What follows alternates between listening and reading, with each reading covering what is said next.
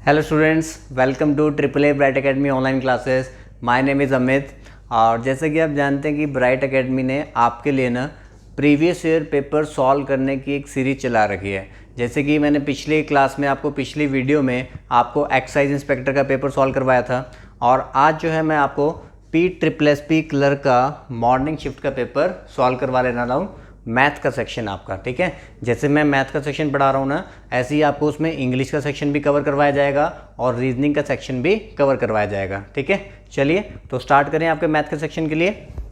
चलिए देखते हैं क्वेश्चन हम कि भाई लास्ट ईयर जो है ना क्वेश्चन कैसे कैसे आए हुए थे, क्योंकि आप जानते हो ना कि भाई पंजाब के पेपर्स के अंदर ना प्रीवियस क्वेश्चंस का काफ़ी रोल रहता है। या तो काफ़ी क्वेश्चन उससे मिलते जुलते आ जाते हैं, या फिर बिल्कुल सेम टू सेम भी कॉपी हो जाते हैं कई बार, ठीक है जी। तो बहुत ही ध्यान से आप लोगों ने इस सेशन को देखना है। चलिए तो स्टार्ट करते हैं। देखो, हमें सबसे पहला क्वेश्चन ये आपका प्रॉफिट एंड लॉस से था, ठीक है। डिसऑनेस्ट शॉपकीपर वाली टाइप है। वो कह रहे कि अ डिसऑनेस्ट शॉपकीपर मतलब बेईमान दुकानदार at the time of selling and purchasing, ठीक है, खरीदते हुए भी और बेचते हुए भी क्या करता है कि 10% वेट कम यूज़ करता है, और जब बेच रहा होगा तो 25% ज़्यादा वेट यूज़ कर रहा है, ठीक है। Find the percentage profit earn by the treasury assuming that he sells the item at cost price. देखो, वो कह तो ये रहा है कि वो अपने आइटम जो है ना कॉस्ट प्राइस पे बेचता है, लेकिन वो क्या करता है, मतलब खरीदते हुए भी बेचते हुए भी क्या करता है, वेट को कम यूज़ कर लेता है। मान लो कि अगर वो 100 ग्राम किसी से लेने गया था, ठीक है, 100 ग्राम वो कहीं पे अगर कोई चीज़ लेने गया, अब शॉपकीपर भी तो कहीं ना कहीं से कोई ना कोई चीज़ लेके आएगा ना। तो जब वो ख़रीदने गया ना, तो जब वो 100 ग्राम वहाँ पे ख़रीदने गया, ठीक है, तो वहाँ से वो लेके कितना आएगा, ज़्यादा लेके आएगा, एक्स्ट्रा लेकर आएगा, ठीक है। और जब वो बेचने जाएगा तो वो उससे कम लेकर आएगा, ठीक है। तो यहाँ पे क्या है कि सेलिंग पे और परचेजिंग पे, सेलिंग के टाइम पे वो क्या करता है कि 10% वेट कम यूज़ करता है, मतलब सिर्फ कितना दे रहा होगा, 90। जब बेच रहा है तो वो आपको 100 ग्राम लेने जाओगे तो आपको 100 ग्राम पूरा नहीं देता, आपको सिर्फ कितना देता है, 90 ग्राम। और परचेजिंग के टाइम पे उसने कितना एक्स्ट्रा यूज़ कर लिया, 21.5%। मतलब कि 100 ग्राम वो खुद लेने गया तो वो ले कितना आया, 121.5 ग्राम, ठीक है। ये बात आपको समझ में आ रही है कि 100 ग्राम अगर देखो शॉपकीपर को कोई चीज़ खरीदनी है, अब पहले वो भी तो कहीं ना कहीं से परचेज़ करके लेकर आएगा ना, फिर उसके बाद बेचेगा। जब वो कस्टमर को बेचता है तब वो 10% का वेट कम यूज़ करता है। मतलब जब आप 100 ग्राम लेने जाओगे ना, आपको देगा सिर्फ 90 ग्राम। लेकिन जब खुद लेने गया था तब क्या किया था, तब भी उसने फॉल्स वेट यूज़ किया था। तब वहाँ पे 100 ग्राम लेने गया था, लेकिन ले कितना आया, 121.5 ग्राम। तो टोटल प्रॉफिट जो उसने कमाया ना, तो टोटल प्रॉफिट इस ट्रांजैक्शन में उसने कितने का कमाया, 31.5 का। तो टोटल प्रॉफिट कमाया 31.5 का, डिवाइड बाय 90 इंटू 100, ठीक है जी। तो एक 0 से 0 हमारा कैंसिल हो जाएगा। इसका पॉइंट हटाओगे, इसका पॉइंट हटाएंगे, नीचे हमारे पास 0 आ जाएगा। इसका हम पॉइंट हटाएंगे, नीचे हमारे पास एक और 0 आ जाएगा। तो ये 2 0 से 2 0 हमारी कट गई। 9 से हम इसको काट देंगे, 9 3 से 27 और 9 5 से 45। तो कितना आ जाएगा हमारे पास, 35%, ठीक है। तो ये हमारे पास कितना बन जाएगा, 35% प्रॉफिट, ठीक है। तो एक बार देखो कंसेप्ट समझना जरूरी होता है। अगली बार तो आपने डायरेक्टली क्या करना है, अगली बार आपने डायरेक्टली क्या करना है कि भाई दोनों जो गैप हैं आपने उनको ऐड कर लेना है। 10% वहाँ पे, 21.5 यहाँ पे, तो कितना हो गया, 31.5। तो आप सीधा लिखोगे 31.5। और ये देखना है कि उसने सेल करते हुए मतलब कि कितना वेट कम यूज़ किया था। तो सेल करते हुए 10% कम यूज़ कर रहा था ना, इसका मतलब आपको दिया कितना है, 90। तो 31.5 जो वो 90 का कितना परसेंट है, 35% प्रॉफिट। क्लियर हो गया, समझ में आ गई बात सभी को। चलिए आगे देखते हैं भी next question. Pipe and system का क्वेश्चन है, बिल्कुल आसान है। टाइम एंड वर्क का जिसको कंसेप्ट पता होगा वो पाइप एंड सिस्टम का क्वेश्चन भी बहुत इजीली बना सकता है, ठीक है। क्या कह रहा है हमें, a pipe can fill a tank in 6 hours, ठीक है। एक पाइप जो है वो 6 घंटे में फिल कर सकती है। Another pipe can empty the same tank in 12 hours. दूसरी आपकी एम्प्टी करने वाली पाइप है जो 12 घंटे में क्या कर सकती है, खाली कर सकती है। ये आपकी फिलिंग वाली पाइप है और ये क्या है, आपकी एम्प्टी करने वाली पाइप है। 6 और 12 का हम एलसीएम ले लेंगे, ठीक है। यहाँ पे जो एलसीएम है वो हमारे लिए टोटल वर्क का काम करता है, ठीक है। और फिर हम पाइप की कैपेसिटी निकाल लेंगे कि उसकी 1 आवर की कैपेसिटी कितनी है। ये क्या है ना, ये आपके लिए जो टोटल वर्क है ना उसका काम करता है, ठीक है। जो आप एलसीएम लेते हो, 6 और 12 का हमने एलसीएम लिया 12, तो 12 हमारे लिए टोटल वर्क का काम कर रहा है। और यहाँ पे हमारे पास आएगा 1 आवर का वर्क कि 1 घंटे में ये पाइप कितना कितना काम करती है। तो 12 डिवाइड बाय 6 कितना आ जाएगा, 2। और 12 डिवाइड बाई 2, 12 डिवाइड बाई 12 कितना आ जाएगा आपके पास 1। तो भाई 1 घंटे में एक पाइप तो 2 भरती है और दूसरी पाइप जो 1 घंटे में एक क्या करती है, खाली करती है। आपसे क्या पूछा गया कि if both pipes are open simultaneously, दोनों पाइप को एक साथ खोल दिया गया, भरने वाले को भी और खाली करने वाली को भी, ठीक है। What part of the tank will be filled in 1 hour, ठीक है। आपसे पूछा गया, फ्रैक्शन की फॉर्म में पूछा गया है, 1 घंटे में कितना पार्ट मेरा फिल होगा टैंक का। तो भाई जब दोनों को एक साथ खोला जाता है, ये 1 घंटे में 2 भर रही है, ये 1 घंटे में एक क्या कर देती है, खाली कर देती है। तो फिल कितना होगा, फिल तो आपका एक ही पार्ट हुआ होगा। हमारा जो फिल हुआ है वो कितना हुआ है, एक ही पार्ट हमारा क्या हुआ है, फिल हुआ है, क्योंकि उसने 2 भरा और इसने एक क्या कर दिया, खाली कर दिया। तो इसका मतलब एक ही पार्ट आपका फिल हुआ ना, ठीक है। तो एक पार्ट आपका फिल हुआ, टोटल कितने में से, 12 में से। तो आपसे ये पूछा ना कि what part of the tank will be field, ठीक है। तो एक पार्ट मेरा फिल होता है 1 घंटे में, टोटल कितने में से, 12 में से। तो 1/12 of the part is filled. बात समझ में आ रही है। इसमें बच्चे कई बार कंफ्यूज हो जाते हैं कि भाई पूछा क्या गया है, ठीक है। तो पूछ ये रहा है भाई 1 घंटे में जो टोटल टैंक था उसमें से कितना भरा, ठीक है। अगर मैं कहता हूँ भाई ये आपके पास एक टोटल टैंक है, इसकी जो कैपेसिटी है ना वो कितनी है, 12 है। इस पूरे टैंक की कैपेसिटी कितनी है, 12 है। 1 घंटे में कितना भरा जा रहा है, 1 घंटे में ये 2 भरता है, ये खाली कर देता है, दोनों पाइप एक साथ चल रही हैं। तो 1 घंटे में एक ही पार्ट फिल हो रहा है, तो 1 घंटे में आपका एक ही पार्ट फिल हो रहा है। तो 1 घंटे में अगर एक ही पार्ट फिल हो रहा है, टोटल कितने में से, 12 में से, तो उसका मतलब होता है 1/12 पार्ट हमारा क्या हुआ है, फिल हुआ है। ठीक है जी, समझ पाए इस पॉइंट को भी। देखो कितना आसान तो पेपर आ रखा है। आप तो वैसे ही सोचते हो भी पेपर मुश्किल आता है, पेपर मुश्किल आता है। पेपर बहुत आसान आते हैं, बस आपको प्रैक्टिस की ज़रूरत होती है, ठीक है। अब क्या है ना कि क्लास वगैरह में क्या होता है कि आपको पता है भी चैप्टर जैसे टाइम एंड वर्क चल रहा है, आप टाइम एंड वर्क के हिसाब से क्वेश्चन बनाते रहते हो। पाइप एंड सिस्टम चल रहा है, पाइप एंड सिस्टम के हिसाब से क्वेश्चन बनाते हो। लेकिन एग्ज़ाम में तो सारा सिलेबस एक साथ होता है ना, तो आपको इसलिए रिवीजन और प्रैक्टिस बहुत ज़रूरी है। तो प्रैक्टिस करते रहा करो, तभी ये आपको आएगा। ठीक है जी, चलिए। देखो ये क्वेश्चन क्या है, बहुत आसान क्वेश्चन था ये भी।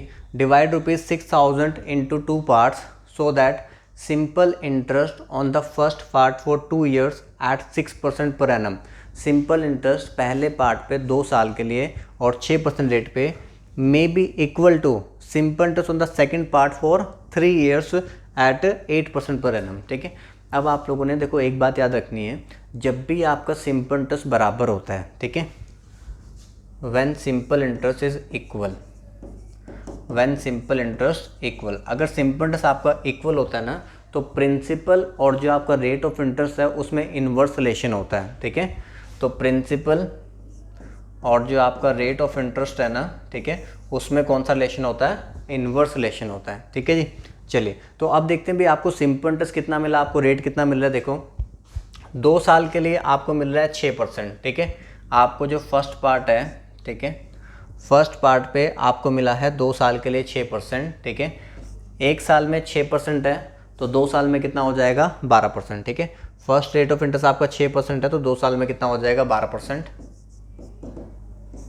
सेकेंड पार्ट में आपको क्या कह रहा है, to the simple of the second part for 3 years at 8% per annum. 1 साल का 8% है तो 3 साल का कितना हो जाएगा, 24%। ठीक है, तो 3 साल का हमारे पास कितना हो जाएगा, 24%। ये है आपका रेट, जितना जितना आपको मिलना है। ठीक है, ये हमारा क्या है भाई, रेट है। ठीक है, यहाँ पे लिख दूँ कैसे आया है कि ये आया है आपका 6% इंटू 2 करके, ठीक है, और ये आया है आपका 3 इंटू 8% करके, कि भाई इतना इतना आपको क्या मिलना है, रेट ऑफ इंटरेस्ट मिलना है। ठीक है, तो यहाँ से अगर मैं रेट की रेशो बनाऊंगा तो ये रेट की रेशो आप कैंसिल कर दोगे तो क्या बनेगी, 1:2। तो प्रिंसिपल की रेशो क्या हो जाएगी, प्रिंसिपल की रेशो क्या हो जाएगी, 2:1।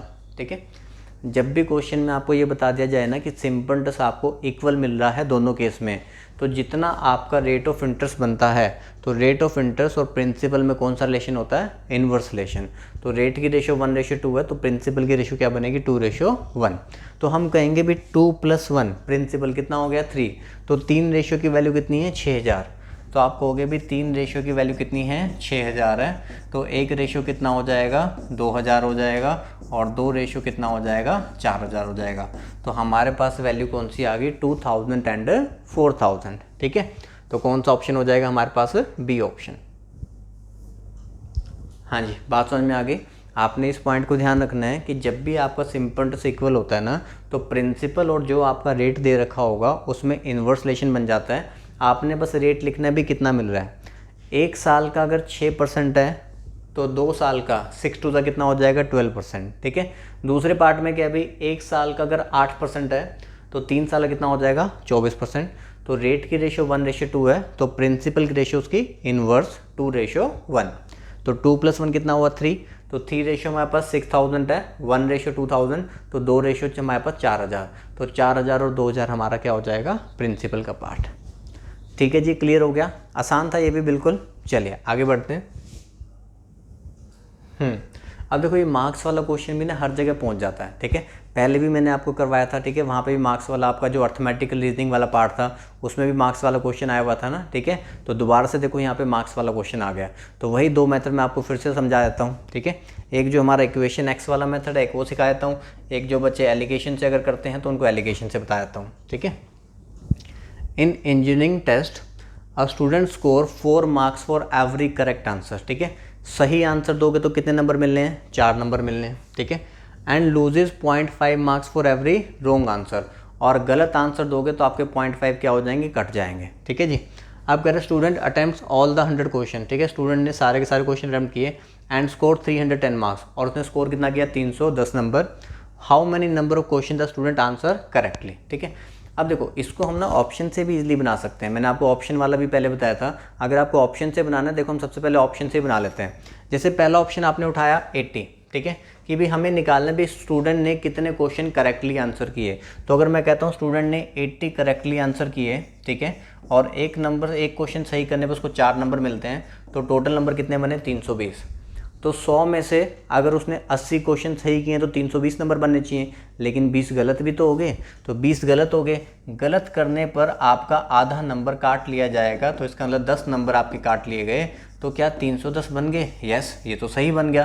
तो इसका मतलब जो फर्स्ट ऑप्शन है वही हमारा क्या है, करेक्ट ऑप्शन है। हाँ जी, समझ में आया। तो ऑप्शन से भी आप इस क्वेश्चन को बहुत ईजिली बना सकते हो। दोबारा एक बार समझाता हूँ। देखो टोटल 100 क्वेश्चन आपने अटैम्प्ट करने हैं, ठीक है। हमें फाइंड करना है how many number of question he answer correctly. मैंने ऑप्शन से उठाया कितने भाई 80। अगर 80 उसने सही मार्क किए हैं तो एक सही करने पर नंबर कितने मिलने हैं, 4। तो 80 × 4 कितना हो गया 320। 100 में से अगर 80 सही किए हैं तो 20 गलत भी किए होंगे, तो 20 जो उसने गलत किए हैं तो उसका आधा आधा नंबर कटना है, तो 10 नंबर कट जाएंगे, तो कितना आ जाएगा आपके पास 310। ठीक है जी। चलिए दूसरा मेथड इसका बता देते हैं करने का।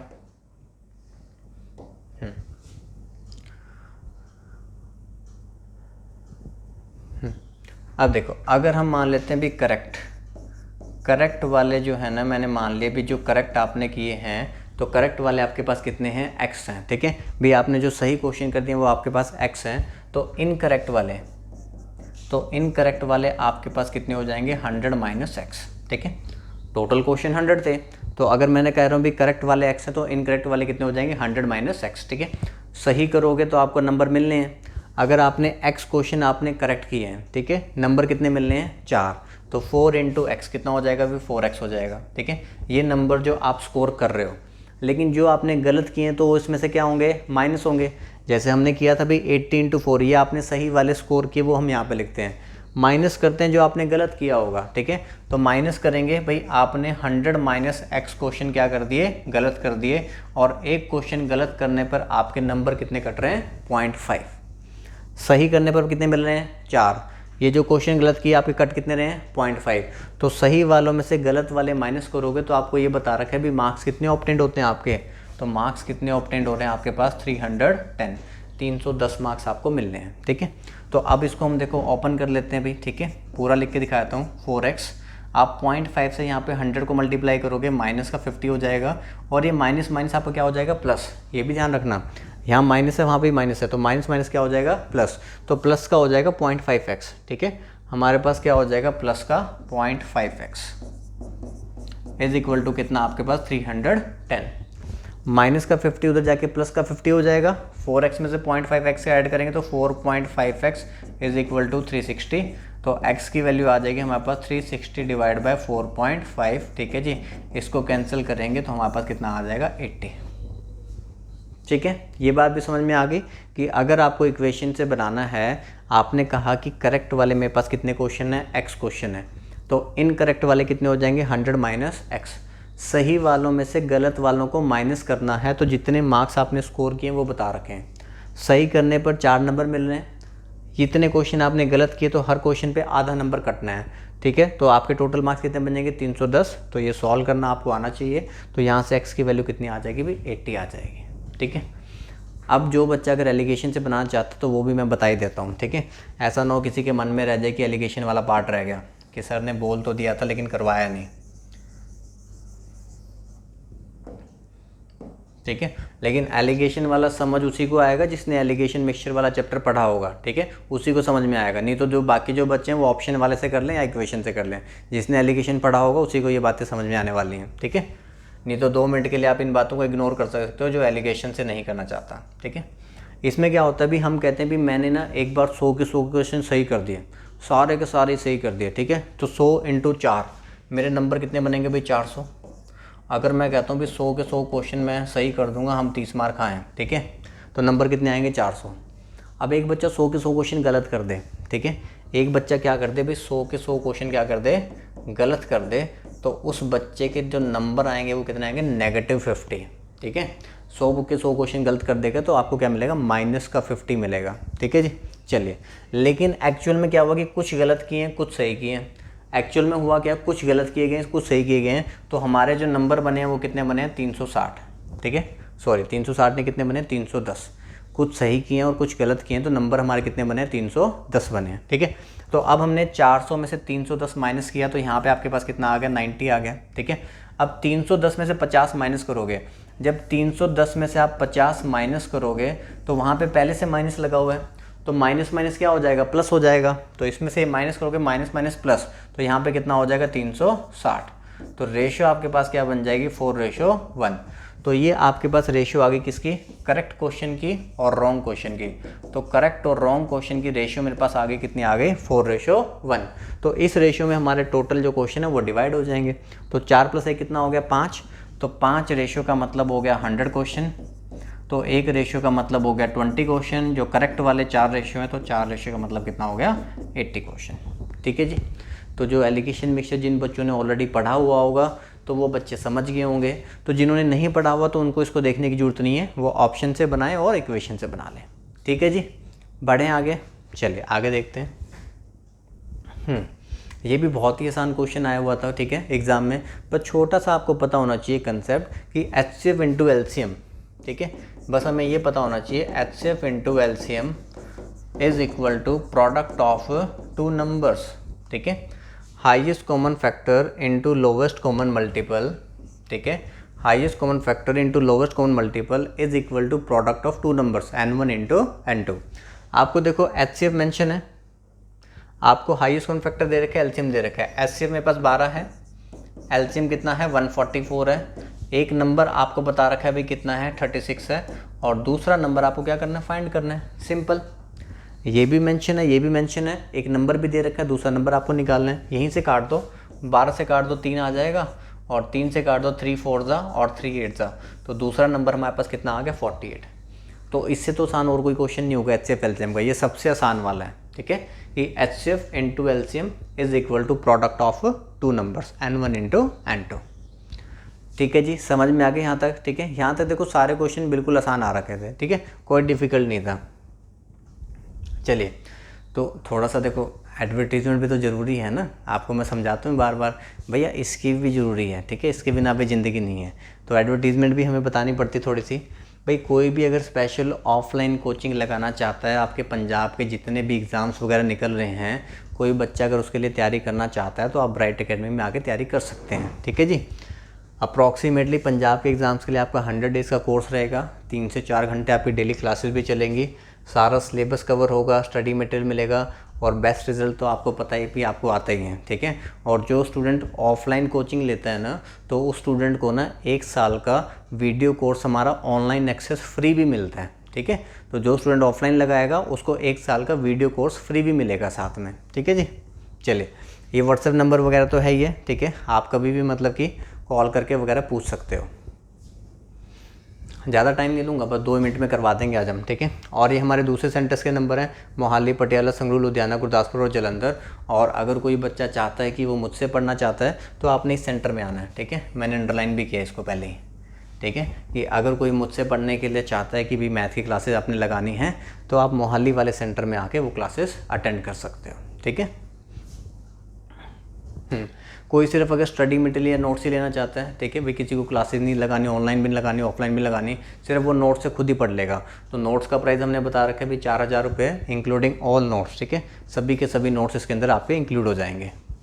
उसके लिए आपने इन्फॉर्मेशन जो है नोट्स के लिए आपने इसी नंबर पर इन्फॉर्मेशन लेनी है, ठीक है। और एंड्रॉयड एप्लीकेशन हमारी iOS एप्लीकेशन भी है, वीडियो कोर्स वहाँ पे अवेलेबल हैं, सारे पंजाब के कोर्स अवेलेबल हैं। किसी को एक्साइज का लेना एक्साइज का अवेलेबल है, P++ का लेना P++ का अवेलेबल है। तो कोई भी आप कोर्स लेना चाहते हो तो वो वहाँ पे स्पेसिफिक कोर्सेज सारे आपके अवेलेबल हैं। बैंकिंग का कोई करना चाहता है बैंकिंग का भी अवेलेबल है, SSC करना चाहते हैं SSC भी है, CDS है, FCAT है, ठीक है। कोई भी आप कोर्स लेना चाहते हो सारे अवेलेबल है वहाँ पर, ठीक है जी।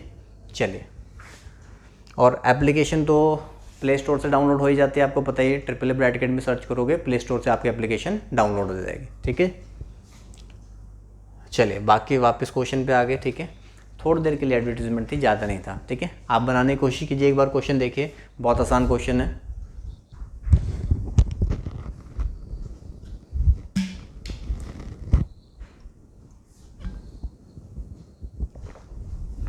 चलिए, तो ये हमारा train time and distance chapter का क्वेश्चन है, ठीक है। देखो, हमें सबसे पहले बोला गया train cover distance of 12 kilometre in 10 minutes. पहली लाइन में डिस्टेंस बता रखा है, टाइम बता रखा है, तो ट्रेन की स्पीड निकाल लो भाई, कौन सी मुश्किल बात है। स्पीड का फॉर्मूला तो आप लोग जानते ही हो, बच्चा जानता है, तो है ना। स्पीड का फॉर्मूला तो बचपन से जानते हो भी, speed is equal to distance upon time, ठीक है। स्पीड का फॉर्मूला हम सभी जानते हैं भी क्या होता है, डिस्टेंस अपॉन टाइम। आपको बताया गया ट्रेन जो है ना 12 किलोमीटर कवर करती है 10 ही मिनट में, 12 किलोमीटर कवर कर लेती है सिर्फ 10 मिनट में, ठीक है। अब ऊपर किलोमीटर है, नीचे आपके पास मिनट्स है, ठीक है। या तो आपको पता है हम किलोमीटर पर आवर में बनाते हैं या फिर हम मीटर पर सेकंड में बनाते हैं, ठीक है। तो यहाँ पे हम क्या करते हैं भी मिनट्स को हम आवर्स में कन्वर्ट कर लेते हैं। तो मिनट्स को जब मैं आवर्स में कन्वर्ट करूँगा डिवाइड बाय 60, वो 60 तो ऊपर ही जाना है, तो वो 60 हमारे पास ऊपर चला जाएगा, कैंसिल करोगे तो हमारे पास कितना आ जाएगा 72 किलोमीटर पर आवर। तो यहाँ से पहली लाइन से हमने क्या निकाल ली, ट्रेन की स्पीड निकाल ली, ठीक है। अब आगे देख लो क्या है, if it takes 6 seconds to pass a telegraph post then the length of the train, ठीक है। अब जो ट्रेन है ना वो एक टेलीग्राफ पोस्ट को क्रॉस कर रही है, तो उसकी हमें बताना है भी 6 सेकंड में, ठीक है, हमें लेंथ ऑफ द ट्रेन निकालनी है। अब देखो, हम कंसेप्ट यही लगाएंगे भी speed is distance upon time, ठीक है। कंसेप्ट वही यूज़ करें, speed is distance upon time. अब आपको ट्रेन की स्पीड पता चल चुकी है, ट्रेन की स्पीड जो है ना वो कितनी है 72 किलोमीटर पर आवर। ट्रेन की स्पीड है 72 किलोमीटर पर आवर। और ट्रेन जब किसी ऐसे ऑब्जेक्ट को क्रॉस करती है जिसकी खुद की कोई लेंथ नहीं होती, तो ट्रेन की लेंथ ही हमारा डिस्टेंस बनता है। तो यहाँ पे जो ऊपर जो डिस्टेंस आएगा, ऊपर जो आपका डिस्टेंस आना है ना वो सिर्फ क्या आना है, ट्रेन की लेंथ आनी है, ठीक है। यहाँ पे जो डिस्टेंस आएगा वो सिर्फ अपने आप आपका क्या फाइंड होगा, ट्रेन की लेंथ। और पोल को क्रॉस करने में टाइम कितना लगा रही है भाई, पोल को क्रॉस करने में टाइम लगा रही है 6 सेकंड का, ठीक है। तो यहाँ पे किलोमीटर पर आवर को हम मीटर पर सेकंड में कन्वर्ट कर देंगे। किलोमीटर पर आवर को अगर मीटर पर सेकंड में कन्वर्ट करना हो तो हम मल्टीप्लाई करते हैं 5/18 के साथ, ठीक है जी। तो यहाँ पे अब आप कैंसिल कर दो, 18 से कैंसिल कर देंगे 4 आ जाएगा, 4 पंजे 20 × 6 120, तो डिस्टेंस कितना हो जाएगा 120 मीटर। ये है आपकी ट्रेन की लेंथ। समझ पाए, बिल्कुल सिंपल क्वेश्चन। देखो कितने आसान क्वेश्चन आते हैं। अब ना बहुत सारे बच्चे ना, फिर वही बात है कि बच्चे पूछते हैं कि सर ये वाला जो पेपर आ रहा है, P++ क्लर्क वाला पेपर आ रहा है, इसमें मैं कौन से टॉपिक करूं जो ज़्यादा इंपॉर्टेंट है, कौन सा मैं छोड़ दूं। आपने कोई टॉपिक नहीं छोड़ना, हर चैप्टर का जो बेसिक है ना वो आपको पता ही होना चाहिए, क्लियर होना चाहिए। हर चैप्टर का अगर आपको बेसिक कंसेप्ट भी अगर आपको अच्छे से आते होंगे ना तो आप सारे क्वेश्चन अटैम्प्ट कर पाओगे। ऐसा ना हो कि आप कोई 4 चैप्टर छोड़ के चले गए और उसी के बहुत आसान क्वेश्चन आए हुए थे जो दूसरे बच्चों ने सॉल्व कर लिए और आप नहीं कर पाए, ठीक है। तो हर चैप्टर का कंसेप्ट आपको क्लियर होगा तो आप ईजी से ईजी क्वेश्चन जो होंगे वो आप बना पाओगे, ठीक है। चलिए, तो यहाँ पे देखो मैं एक बार दोबारा समझाता हूँ। हमने क्या किया, ट्रेन ने पहले 12 किलोमीटर कवर किया था 10 मिनट में, 12 किलोमीटर कवर करते हैं 10 मिनट में, मिनट्स को आवर्स में कन्वर्ट करने के लिए डिवाइड बाय 60 ऊपर जाएगा 72 किलोमीटर पर आवर आ गया। अब वही ट्रेन ने एक टेलीग्राफ पोस्ट को क्रॉस कर रही है, जब ट्रेन ऐसी पोस्ट को, लैंप को वगैरह को क्रॉस करती है तो उनकी कोई लेंथ नहीं होती, ट्रेन की लेंथ ही डिस्टेंस माना जाता है। तो स्पीड आपने फाइंड कर ली थी 72 kilometre per hour. Kilometre per hour को मीटर पर सेकंड में कन्वर्ट करना है तो मल्टीप्लाई बाय 5/18, क्योंकि आंसर मुझे मीटर में चाहिए ना। डिस्टेंस कितना, मतलब ट्रेन की लेंथ, और टाइम कितना लग रहा था 6 सेकंड। तो यहाँ से ट्रेन की लेंथ निकाल ली, कितना आ गया 120 मीटर। ठीक है जी, चलिए आगे चलते हैं। अब हमें नेक्स्ट क्वेश्चन दे रखा है, देखो typist A can type a sheet in 6 minute. ठीक है, 6 मिनट में ये एक शीट टाइप कर सकता है। टाइपिस्ट भी can type same sheet in 12 minutes. दूसरा जो टाइपिस्ट है वो 12 मिनट में एक शीट कर रहा है। ठीक है, और जो तीसरा टाइपिस्ट है वो 8 मिनट में एक शीट करता है। ठीक है, what is the average number of sheet type per hour पर टाइपिस्ट। ठीक है, आपको बताना भाई average number of sheet type per hour, एक घंटे में एवरेज वो कितना टाइप कर पा रहे हैं, हमें एक घंटे के हिसाब से निकालना है। तो सभी टाइम्स को आप क्या कर लो, एक घंटे के हिसाब से कन्वर्ट कर लो। ठीक है, हमें एक घंटे के हिसाब से निकालना है ना। देखो पहले वाला जो है वो 6 मिनट में एक शीट कर रहा है, तो इसका मतलब 60 मिनट में कितनी करेगा, 10 शीट। ठीक है, जो दूसरे वाला है वो 12 मिनट में एक शीट कर रहा है, तो 60 मिनट में वो कितनी करेगा, 5 शीट।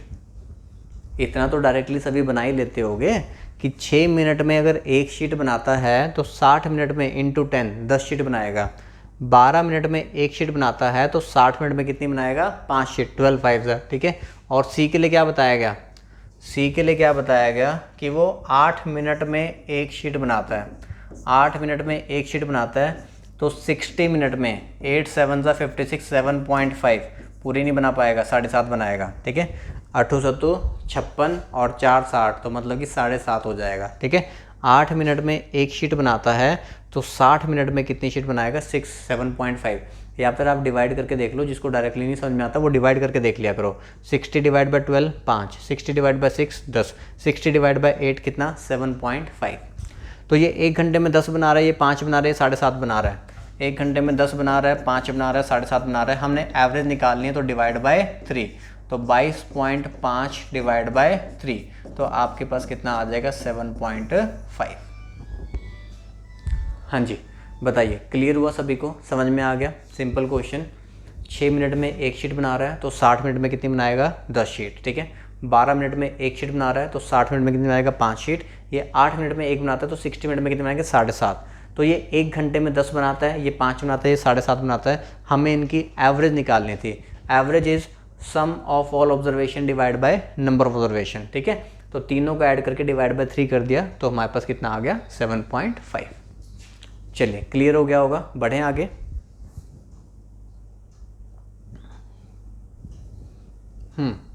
अब देखो ये वो क्वेश्चन जो मैं क्लास के अंदर ही मतलब कि ना बोर्ड पे एज इट इज़ बच्चों को लिखवाता हूँ, और पता नहीं कब से लिखवा रहा हूँ, मतलब कितने सालों से लिखवा रहा हूँ, और as it is question exam में कई बार आ जाता है। ठीक है, बहुत सारे क्वेश्चन ऐसे होते हैं जो हम ऑफलाइन कोचिंग के अंदर मतलब क्लास में जैसा एज इट इज़ बोर्ड पे लिखवाते हैं और वो as it is exam paper में आ जाते हैं। ठीक है जी, चलिए अब देखो, the ratio of work done by x - 1 man in x + 1 days to x + 2 man in x - 1 days is 9:10। What is the value of x। ठीक है, आप लोगों ने ना एक चेन रूल वाला आपने पढ़ा होगा, मैन डेज आवर्स अपॉन उनका वर्क।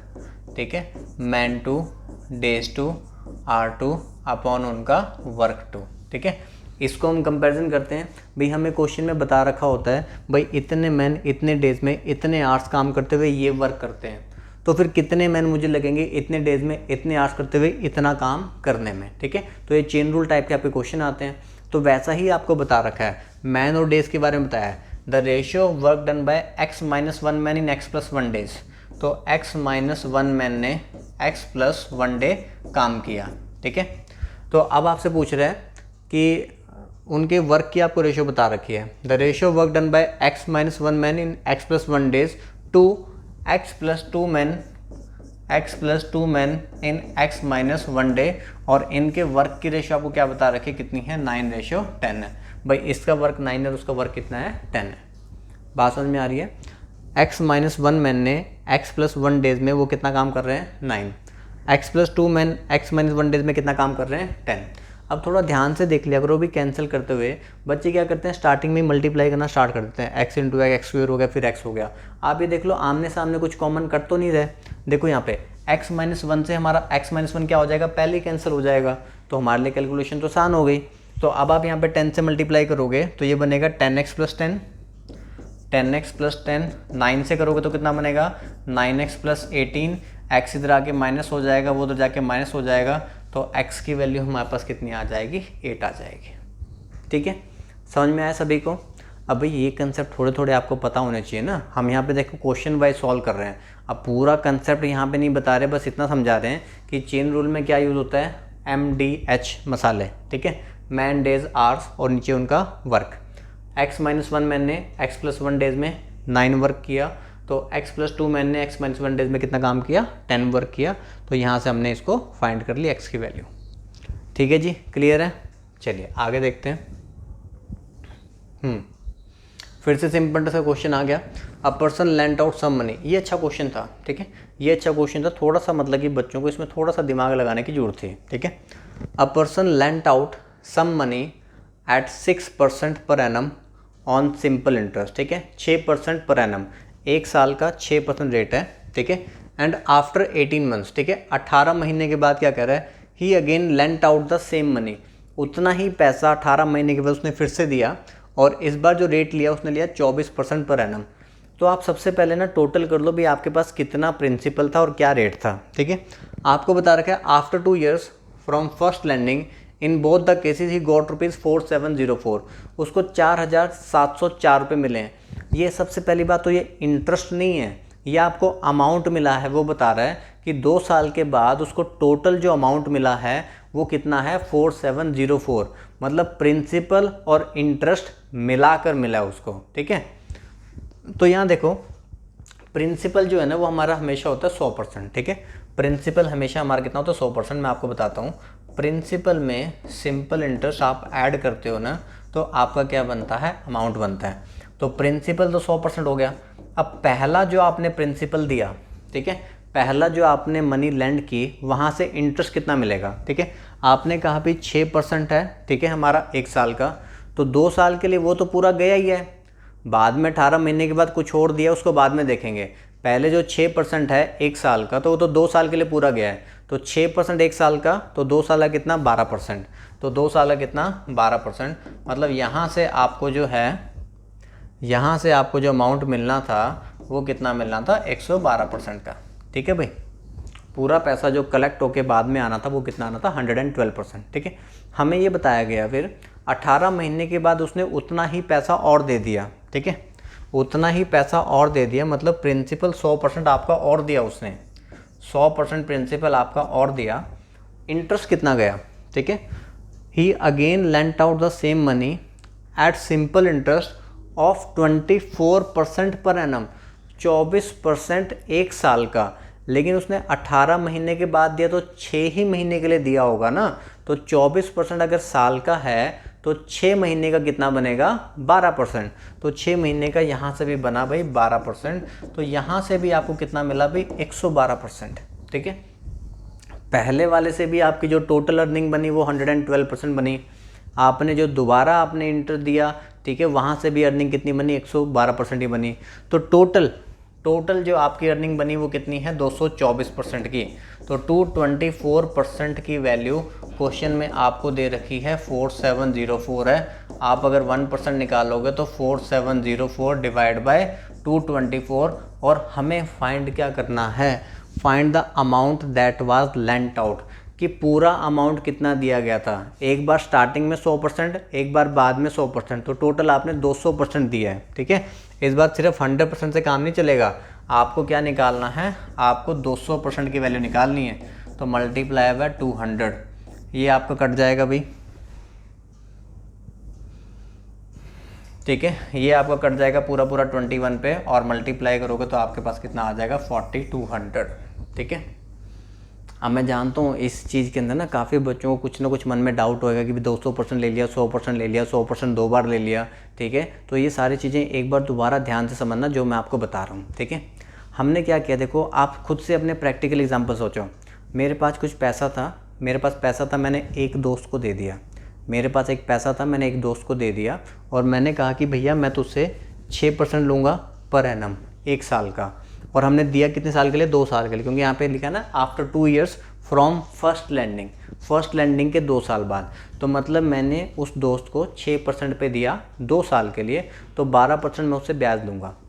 100% जो मैंने दिया वो वैल्यू प्लस 12% उससे मैं और लूँगा, तो टोटल कितना लूँगा उससे मैं, 112%। ठीक है, यहाँ पे कह रहा है he again lent out the same money, जितनी मनी पहले दी थी ना उतनी ही मनी बाद में किसी और को दी गई होगी, तो 100% वहाँ पे भी दिया। ठीक है, और इस बार जो रेट चार्ज हुआ 24% पर एनम।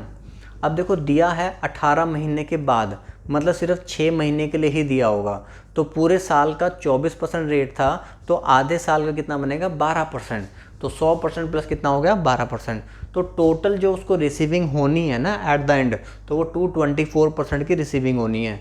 तो इस 224% की value after 2 years from first landing in both the cases he got ₹4704। तो 224% की वैल्यू है 4704, 1% मेरे पास ये हो गया। प्रिंसिपल मेरे पास डबल, प्रिंसिपल डबल है इस बार, यही इस क्वेश्चन का खेल है। अदरवाइज तो आप हमेशा 100% पे निकालते थे ना, इस बार 2 बार दिया गया, तो आपने 200% की वैल्यू आपने निकालनी है, तो कितनी हो जाएगी मेरे पास, 4200। ठीक है जी, समझ गए, क्लियर हो गया पॉइंट। चलिए आगे बढ़ते हैं। अगर किसी को नहीं क्लियर हुआ होगा तो वो दोबारा से एक बार रिवाइज करके देखना, आपको समझ में आ जाएगा। चलिए नेक्स्ट हमें देखो क्या कर रहा है, difference between the time taken by 2 buses to travel a distance of 350 kilometer is 2 hours and 20 minutes। ठीक है, 2 घंटे और 20 मिनट है भाई उनका जो गैप है। If the difference between the speed का डिफरेंस 5 है, find the slower speed in kilometre per hour. Slower वाली स्पीड हमें निकालनी है। देखो आपको ना यहाँ पे टाइम का गैप बता रखा है। ठीक है, अगर हमें कोई 2 स्पीड वगैरह मेंशन होती तो हम स्पीड की रेशियो वगैरह बना के, स्पीड टाइम की रेशियो बना के क्वेश्चन कर लेते हैं, लेकिन हमें यहाँ पे कोई रेशियो वगैरह मेंशन ही नहीं है। ठीक है, तो यहाँ पे लेकिन मुझे ये पता है कि दोनों के बीच में जो टाइम का गैप है वो कितना है। ठीक है, तो मैं यहाँ पर लिखूँगा टाइम 1 माइनस टाइम 2, दोनों के बीच में टाइम का गैप है 2 घंटे 20 मिनट का। 2 घंटे 20 मिनट कितने होते हैं, 2 घंटे 20 मिनट, मिनट्स को आवर्स में कन्वर्ट करना है, डिवाइड बाय 60, तो ये कितना होगा 1/3। तो 2 घंटे 20 मिनट का मतलब होता है 2 1/3 आवर्स। इतनी बात समझ में आई। ठीक है, difference between the time taken by 2 buses to travel a distance of 350 kilometer कितना है, 2 1/3 आवर, दोनों बसेस के टाइम का गैप। टाइम का फॉर्मूला क्या होता है, time is distance upon speed. Time का फॉर्मूला होता है हमारा distance upon speed. Distance upon speed 1 minus distance upon speed 2 is equal to, आपके पास आपको गिवन ही है 2 1/3 आवर्स है। ठीक है जी, टाइम का ये फॉर्मूला हो गया। अब हम यहाँ पे क्या करेंगे, देखो डिस्टेंस आपको पता है 350 किलोमीटर है, डिस्टेंस आपको पता है 350 किलोमीटर है। मैं कहता हूँ कि वो पहले एक्स स्पीड से जा रहा था। ठीक है, पहले अगर वो एक्स स्पीड से जा रहा था, स्पीड में गैप कितने का है, 5 का है। ठीक है, स्पीड में गैप कितने का है, 5 का है, तो मैं यहाँ पे लिख देता हूँ भाई x + 5। ठीक है, और यहाँ पे कितना हो जाएगा 2 1/3 आवर्स। यहाँ पे d की जगह पे आपने 350 ही लिखना है।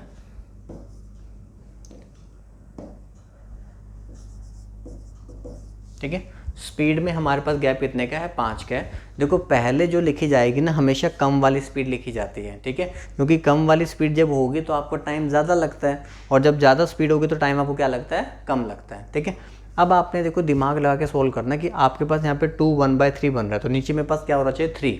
तो नीचे तो मेरे पास 3 कन्फर्म आना चाहिए। ठीक है, किसी न किसी तरीके से 3 मेरे पास बनना चाहिए, तभी तो हमारे आंसर में आएगा। ठीक है, अब मैं पहला ऑप्शन लेता हूँ 20। अब मैं यहाँ पे लिखूँगा 20 और यहाँ पे लिखूँगा 25। 25 इसको काट देगा, नीचे 20 होगा, तो अगर नीचे 20 होगा तो नीचे तो 3 तो कैसे भी नहीं आ सकता। अगर नीचे 20 में तो 3 कैसे भी नहीं बनेगा ना, तो इसका मतलब ये तो ऑप्शन मेरा आंसर नहीं है, आप 20 को हटा दो। अगला मैं लिखूँगा 25, यहाँ लिखूँगा 25, यहाँ लिखूँगा 30, तो 25 को काट देगा, 30 में मेरे पास 3 नीचे रह जाएगा, इसका मतलब ये आंसर हो सकता है। तो मैं पहले इसको पुट करके देखता हूँ। ठीक है, हमने देखो या तो मैं इसकी क्वाड्रेटिक इक्वेशन बना रहा हूँ कि भी मैं x + 5 एलसीएम ले लूँ, उसको क्वाड्रेटिक इक्वेशन बनाऊँ, इसको सॉल्व करूँ, वहाँ पे टाइम ज़्यादा खराब हो जाएगा। हम क्या करेंगे, इसको ऑप्शन से डालेंगे। ठीक है, और ऑप्शन में देखेंगे भी नीचे हमारे पास 3 किस में बना रहा है, तो मैंने यहाँ से जब ऑप्शन उठाया 25। ठीक है, मैं एक और लाइन लिख देता हूँ, 350 divide by 25 minus 350 divide by 30। अगर ये इसके बराबर आ गया, 2 1/3 के बराबर आ गया, तो ये हमारा आंसर होगा 25, नहीं तो फिर आगे चलेंगे। ठीक है, 25 से आप काटोगे, इसको आ जाएगा 14, एक 0 से 0 कट गया, 3 से काटेंगे कितना बनेगा 11 2/3, और 14 में से 11 2/3 माइनस करोगे तो कितना होता है 2 1/3, तो इसका मतलब 25 हमारा क्या है आंसर है। हाँ जी, बताइए बात समझ में आई? दोबारा आपको एक बार समझा देते हैं। वो कह रहे हैं कि दो बसेस का टाइम का जो गैप है 350 किलोमीटर ट्रैवल करते हैं, तो वो कितना होता है 2 घंटे 20 मिनट। टाइम 1 माइनस टाइम 2, 2 घंटे 20 मिनट, 20 मिनट को आवर्स में कन्वर्ट करना डिवाइड बाय 60, तो 2 1/3 आवर्स।